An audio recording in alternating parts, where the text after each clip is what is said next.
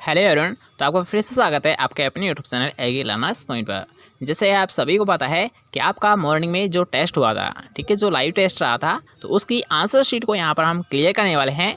तो अब इस आंसर शीट से आप ये मैच कर सकते हो कि आपके कितने राइट थे और कितने रॉन्ग थे। और यहाँ पर जो आपकी माइनस मार्किंग रखी गई थी, ये रखी गई थी 1/4 की। ठीक है, आपका जो रिजल्ट है ये कल शो कर दिया जाएगा रैंक वाइज। ठीक है, इसके साथ साथ जो भी नई स्टूडेंट है और ऐसे ही टेस्ट देना चाहते हो, अगर आप लाइव टेस्ट, तो आपको कैसे देना होगा, इसके लिए आप टेलीग्राम पर मैसेज कर सकते हो पर्सनली, या फिर व्हाट्सएप पर आप कांटेक्ट कर सकते हो, या फिर आप कॉल भी कर सकते हो। ठीक है, आपको तरीका है वो बता दिया जाएगा। इसके साथ साथ जो भी रूल है जो कि आपको जानने चाहिए वो भी आपको बता दिए जाएंगे। ठीक है, तो चलिए आज के टेस्ट को स्टार्ट करते हैं, या फिर आज की जो टेस्ट था आपका, तो उसकी आंसर शीट को यहाँ पर हम क्लियर कर लेते हैं। ठीक है, चलिए आज की वीडियो स्टार्ट करते हैं। आज कुछ नया सीख लेते हैं।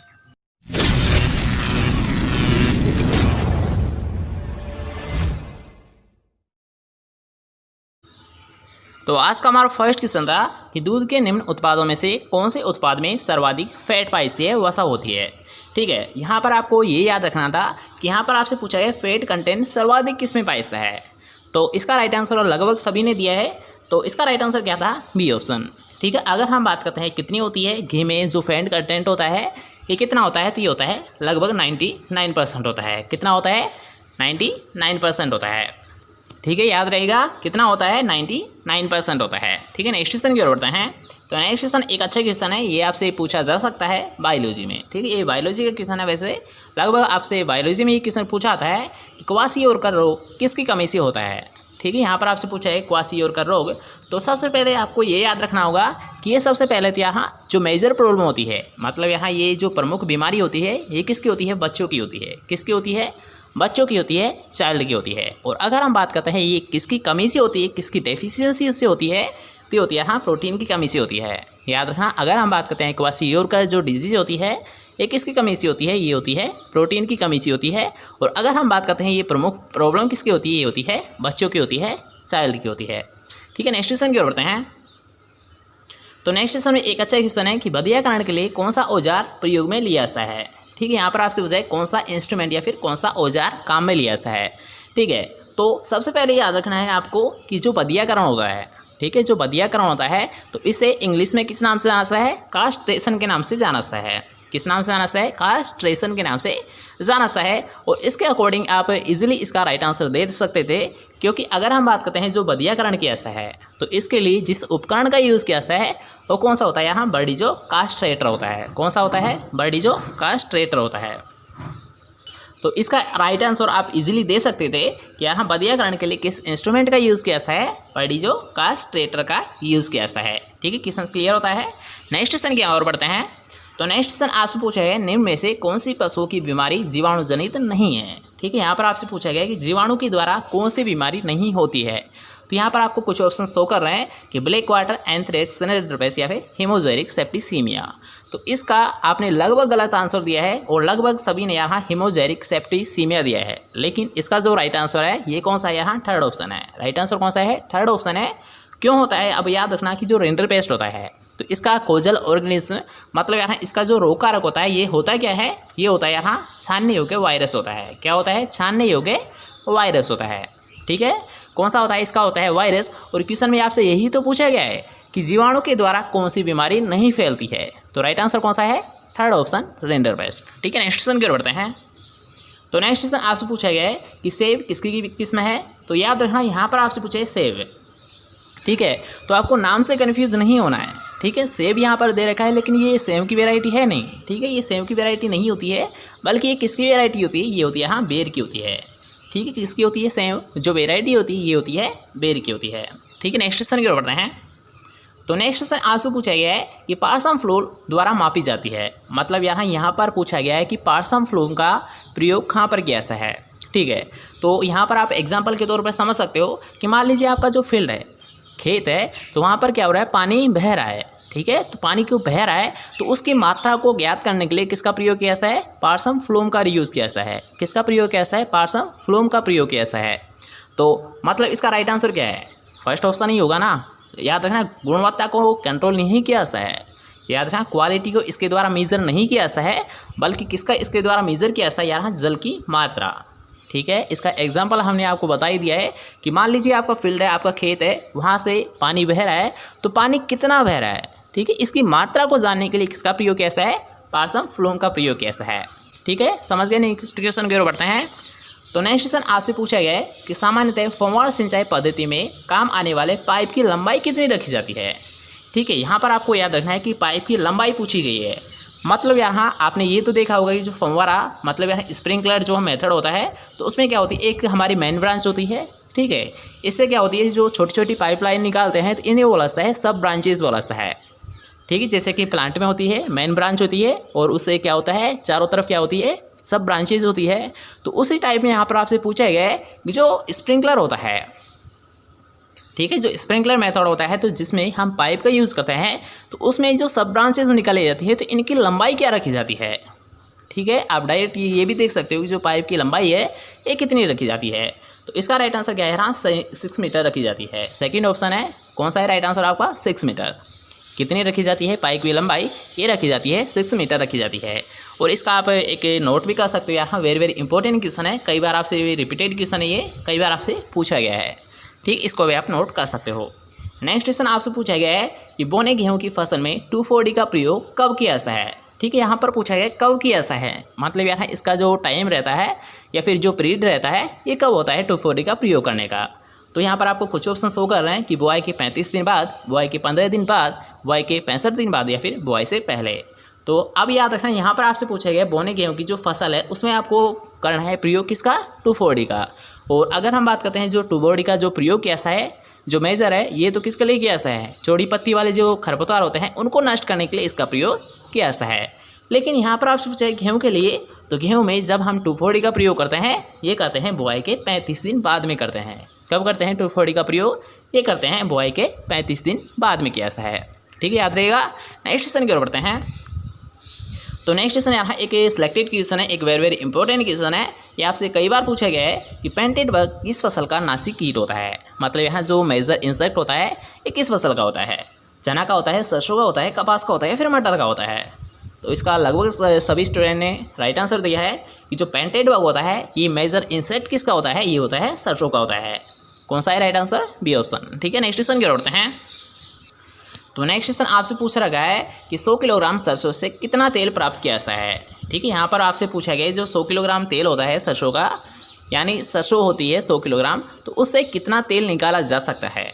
ठीक है, 100 किलोग्राम आपके पास दे रखी है सरसों, तो इससे आप कितना तेल प्राप्त करोगे, ये आपसे क्वेश्चन में पूछा गया है। ठीक है, तो इसका राइट आंसर क्या रहेगा, ये रहेगा यहाँ 33 किलोग्राम। कितना होता है, 33 किलोग्राम निकाला जा सकता है 100 किलोग्राम सरसों है। राइट आंसर कौन सा होगा, ऑयल जो कंटेंट होता है ये कितना निकाला जा सकता है 100 ग्राम सरसों से, ये निकाला जा सकता है 33 किलोग्राम निकाला जा सकता है। ठीक है, राइट आंसर कौन सा है, सेकंड ऑप्शन। ठीक है, नेक्स्ट क्वेश्चन की ओर बढ़ते हैं। तो नेक्स्ट क्वेश्चन आपसे पूछा गया है कि चावल की संकर किस्म कौन सी होती है।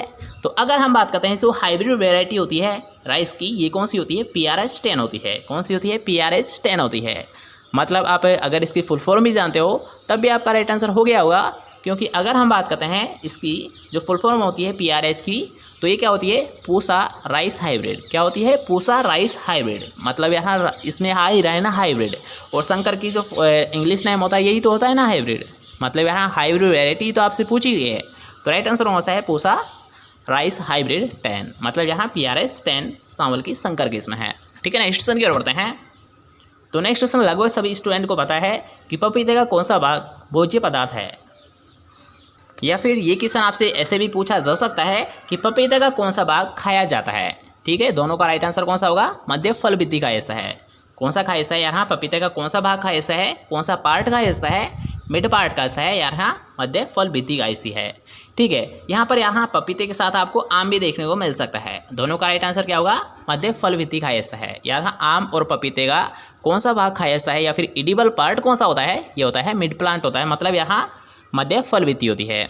ठीक है, ये आपको पता रहेगा। तो नेक्स्ट क्वेश्चन की ओर बढ़ते हैं। नेक्स्ट क्वेश्चन आपसे पूछा गया है कि गाय की गर्भावधि कितनी होती है। अब यहाँ इस क्वेश्चन में अगर आपको किसी भी प्रकार कोई कन्फ्यूजन हो रहा है, तो सबसे पहले याद रखना कि जो गर्भावधि होती है, जो गेस्टेशन पीरियड होता है काऊ का, गाय का, ये कितना होता है, ये होता है यहाँ 281 दिन होता है। कितना होता है, 281 दिन होता है। लेकिन अब यहाँ पर आपको किसी भी ऑप्शन में 281 तो देखने को मिल ही नहीं रहा है, तब आपका राइट आंसर क्या होगा, तो इसका जो राइट आंसर रहेगा ये रहेगा यहाँ 270 दिन। मतलब आपका राइट आंसर तो क्या था, एक्चुअल में ये था यहाँ 281, लेकिन जब आपको ऑप्शन में ही नहीं देखने को मिल रहा है 281, तब आपका राइट आंसर क्या होगा, तो यही तो होगा ना 270, क्योंकि यही लमसम है 280 के, तो राइट आंसर क्या होगा 270 होगा। लेकिन अब यहाँ पर आपके लिए एक माइंड में ये भी क्वेश्चन बन जाता है कि मान लीजिए यहाँ पर आपको 90 मिल जाता कि 290 फोर्थ ऑप्शन, तब आपका राइट आंसर क्या होता, तब भी आपका राइट आंसर यहाँ 290 ही होता, क्योंकि जो लमसम आता है वही राइट आंसर माना जाता है। ठीक है, 180 काफ़ी दूर हो जाता है, इसलिए यार हाँ राइट आंसर कौन सा रहेगा, 290 भी अगर आता है तो वो भी रहेगा। अगर आपको ऑप्शन में एक बाई चांस देखने को मिल जाता है 270, तो वो भी राइट आंसर रहेगा। और अगर हम बात करते हैं जो एक्चुअल में रहता है इसका राइट आंसर, ये कितना रहता है 281 दिन रहता है। और अगर हम बात करते हैं जो भैंस का रहता है, तो भैंस का जो गेस्टेशन पीरियड होता है, गर्भावधि होती है, ये कितने दिन की रहती है, 310 दिन की रहती है। ठीक है, याद रखना कि अगर आपसे पूछ लिया जाता है गाय का, तो गाय का तो कितना रहता है 281 दिन रहता है, लेकिन अगर हम बात करते हैं भैंस का, तो भैंस का कितना रहता है 310 दिन रहता है। ठीक है, क्वेश्चन समझ आ गया। नेक्स्ट क्वेश्चन की ओर बढ़ते हैं। तो नेक्स्ट क्वेश्चन आपसे पूछा गया है कि भारतवर्ष में कितने एग्रो क्लाइमेटिक व इकोलॉजिकल जोन होते हैं। तो राइट आंसर कौन सा था इसका, फर्स्ट ऑप्शन था, क्योंकि हमने आपको कई बार बताया था कि एग्रो क्लाइमेटिक जोन्स कितने हैं भारत में, ये थे 15 थे। ठीक है, इंडिया की अगर हम बात करते हैं तो इंडिया में कितने होते हैं एग्रो क्लाइमेटिक जोन्स, ये होते हैं 15। लेकिन अगर हम बात करते हैं राजस्थान में एग्रो क्लाइमेटिक जोन्स, तो कितने होते हैं, राजस्थान में 10 होते हैं। ठीक है, इसके अकॉर्डिंग भी आप इस क्वेश्चन को सोल्व कर सकते थे, क्योंकि मान लीजिए आपको एग्रो इकोलॉजिकल जोन नहीं आते हैं कि कितने हैं, लेकिन आपको ये तो आता था कि एग्रो क्लाइमेटिक जोन्स कितने हैं इंडिया में, तब भी आप इसका राइट आंसर बता सकते थे। तो राइट आंसर कौन सा है, फर्स्ट ऑप्शन। ठीक है, नेक्स्ट क्वेश्चन की ओर बढ़ते हैं। तो नेक्स्ट क्वेश्चन आपको कल ही बताया गया था कि अल्ट्रा माइक्रो न्यूट्रिएंट किस पोषक तत्व को कहते हैं। तो हमने आपको कल बताया था कि एकमात्र ऐसा पोषक तत्व है जिसे यहाँ अल्ट्रा माइक्रो न्यूट्रिएंट बोला जाता है, और वो कौन सा होता है, मोलिब्डेनम होता है। कौन सा होता है, मोलिब्डेनम होता है। राइट आंसर कौन सा है, फोर्थ ऑप्शन। ठीक है, नेक्स्ट क्वेश्चन की ओर बढ़ते हैं। तो नेक्स्ट क्वेश्चन आपसे पूछा गया है कि निम्न में से सबसे अपक्ष प्रतिरोधी मिनरल कौन सा है। ठीक है, यहाँ पर आपसे पूछा है सबसे अपक्ष प्रतिरोधी मिनरल कौन सा होता है, तो इसका राइट आंसर कौन सा है, फर्स्ट ऑप्शन। कौन सा है, फर्स्ट ऑप्शन है। ठीक है, नेक्स्ट क्वेश्चन की ओर बढ़ते हैं। तो नेक्स्ट क्वेश्चन आपसे पूछा है कि निम्न में से पोटास का अच्छा स्रोत कौन सा है। ठीक है, यहाँ पर आपसे पूछा गया है कि अच्छा स्रोत मतलब यहाँ सोर्स में पूछा गया है। ठीक है, तो सबसे जो बेस्ट सोर्स होता है पोटास का, वो कौन सा होता है यार, हाँ रॉक फॉस्फेट होता है। कौन सा होता है, रॉक फॉस्फेट होता है। ठीक है, नेक्स्ट क्वेश्चन की ओर बढ़ते हैं। तो नेक्स्ट क्वेश्चन आपसे पूछा गया है कि ओरोबंकी किस फसल का परजीवी खरपतवार होता है। मतलब यहाँ पर आपसे पूछा गया कि पैरासाइटिक वीड कौन सा होता है। ठीक है, यहाँ पर आपको दे रखा है कि ओरोबंकी जो पैरासाइटिक वीड होता है ये किस फसल का होता है, किस क्रॉप का होता है। तो इस क्वेश्चन को भी हमने आपको कल ही क्लियर करवाई था कि अगर आपसे मिल जाता है ओरोबंकी, तो सबसे पहले आपको याद रखना होगा कि ये जो पैरासाइटिक वीड होता है ये किसका होता है, यहाँ सरसों का होता है। किसका होता है, सरसों का होता है। लेकिन इसके साथ साथ हमने आपको एक और ऑप्शन दिया था, यहाँ सरसों के साथ साथ ये तंबाकू का भी होता है। किसका होता है, तंबाकू का भी होता है। मतलब इसका राइट आंसर क्या रहेगा, ऑप्शंस के अकॉर्डिंग तंबाकू रहेगा, क्योंकि यहाँ पर आपको सरसों तो देखने को मिल ही नहीं रहा है, तब आपका राइट आंसर क्या रहेगा, तंबाकू। ठीक है, याद रखना कि ओरोबंकी सरसों के साथ साथ तंबाकू का भी एक प्लांट पैरासाइटिक वीड होता है। ठीक है, क्वेश्चन क्लियर होता है। नेक्स्ट क्वेश्चन की ओर बढ़ते हैं। तो नेक्स्ट क्वेश्चन यार हाँ एक वेरी इंपॉर्टेंट क्वेश्चन है और एक कॉमन क्वेश्चन भी है, क्योंकि इस क्वेश्चन को हमने आपको कई बार क्लियर करवाया है कि RGC 936 इस फसल की उन्नत किस्म होती है। मतलब यहाँ याद हाँ RGC 936 एक मोस्ट पॉपुलर वेराइटी होती है, और ये किसकी होती है, ये होती है ग्वार की होती है। राइट आंसर कौन सा है, सी ऑप्शन। ठीक है, नेक्स्ट क्वेश्चन की ओर बढ़ते हैं। तो नेक्स्ट क्वेश्चन आपसे पूछा गया है कि रूबी किस फसल की उन्नत किस्म है।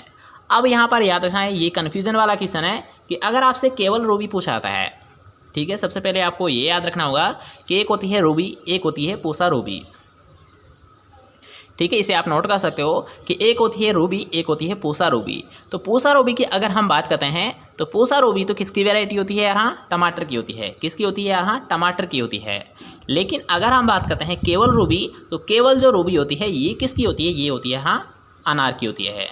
दोबारा से देख लीजिए, अगर समझ नहीं आया है तो यहाँ अगर हम बात करते हैं रूबी, तो रूबी तो किसकी होती है, राइट आंसर कौन सा रहेगा, थर्ड ऑप्शन है।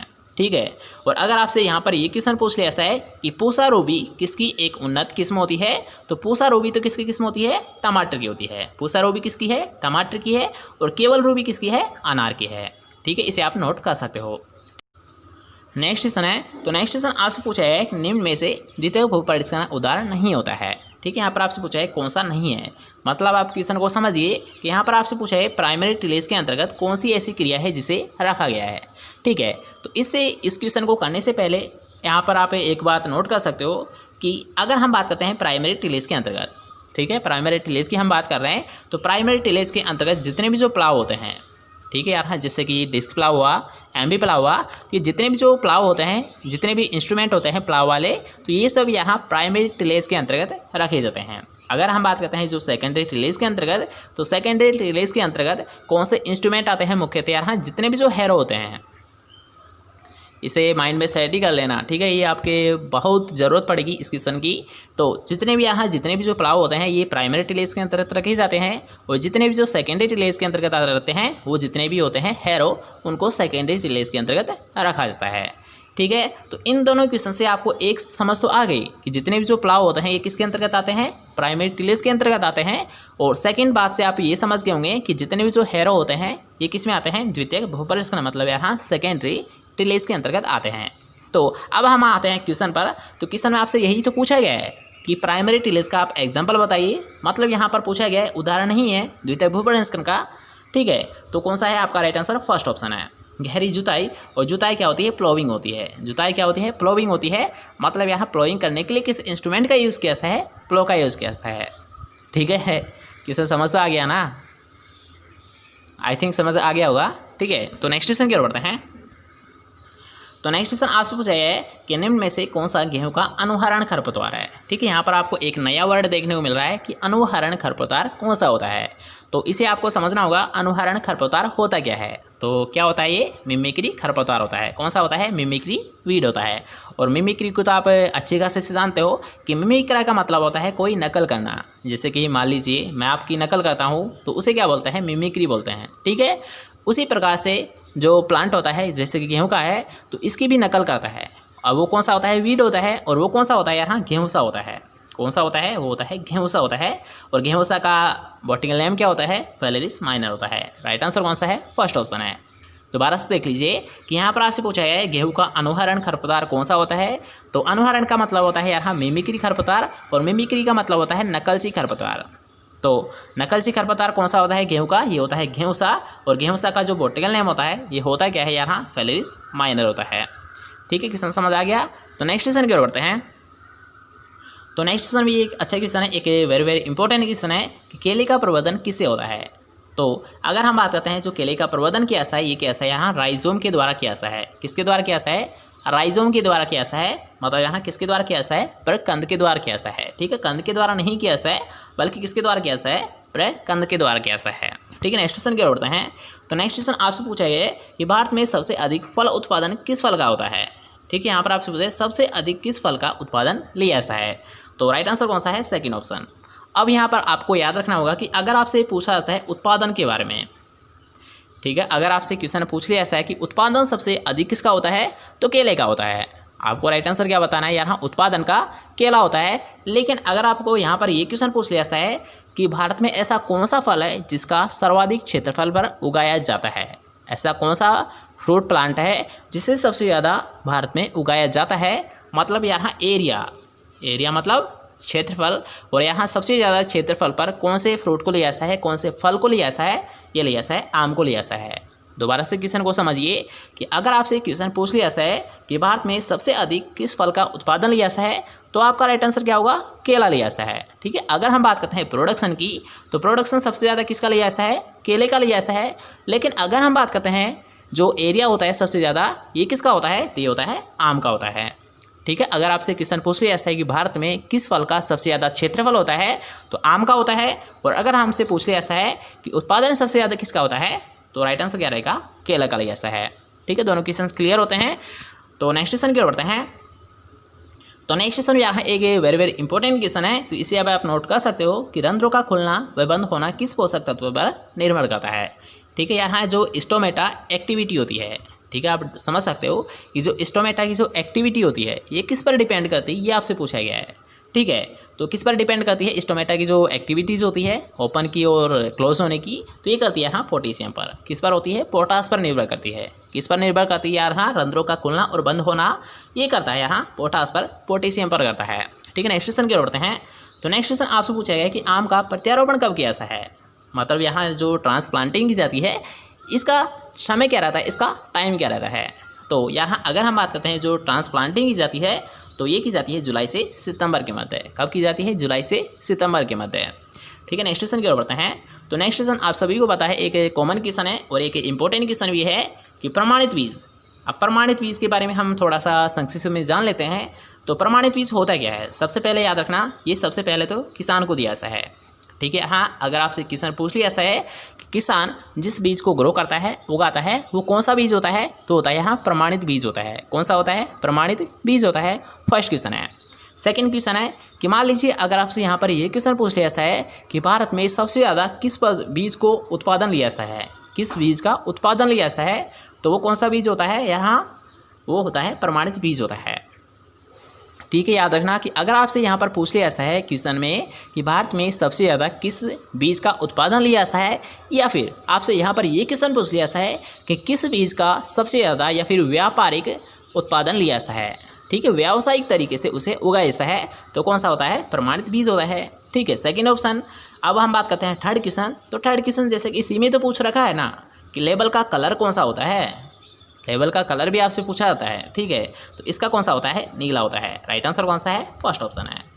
तीनों क्वेश्चन को दोबारा से रिपीट कर लीजिए कि अगर आपसे फर्स्ट क्वेश्चन है कि अगर आपसे क्वेश्चन पूछ लिया जाता है कि किसान को या फिर जो फार्मर होता है तो इसे कौन सा बीज दिया जाता है, तो इसे दिया जाता है यहाँ प्रमाणित बीज दिया जाता है, या फिर किसानों के द्वारा किस बीज को उत्पादन लिया जाता है वो लिया जाता है प्रमाणित बीज का लिया जाता है। सेकंड क्वेश्चन है कि सबसे ज़्यादा किस बीज को उगाया जाता है, या फिर किसानों के द्वारा किस बीज को उगाया जाता है, तो राइट आंसर कौन सा है? प्रमाणित बीज को उगाया जाता है। थर्ड क्वेश्चन जो बनता है कि इस पर कौन से कलर का लेबल लगा होता है, तो कौन से कलर का होता है? नीले कलर का लेबल लगा होता है। ठीक है, तीनों क्वेश्चन समझ आ गए। तो नेक्स्ट क्वेश्चन की ओर बढ़ते हैं। तो नेक्स्ट क्वेश्चन आपसे पूछा रखा है कि नाचना किसकी नस्ल है। ठीक है, तो ये किसकी होती है? ये आप सभी को पता होना चाहिए, नाचना। ठीक है, एक अच्छा क्वेश्चन है, ये भी आपसे पूछा जा सकता है। तो ये किसकी होती है? हाँ, ऊँट की होती है। किसकी होती है नाचना? ये होती है ऊँट की होती है। ठीक है, याद रहेगा।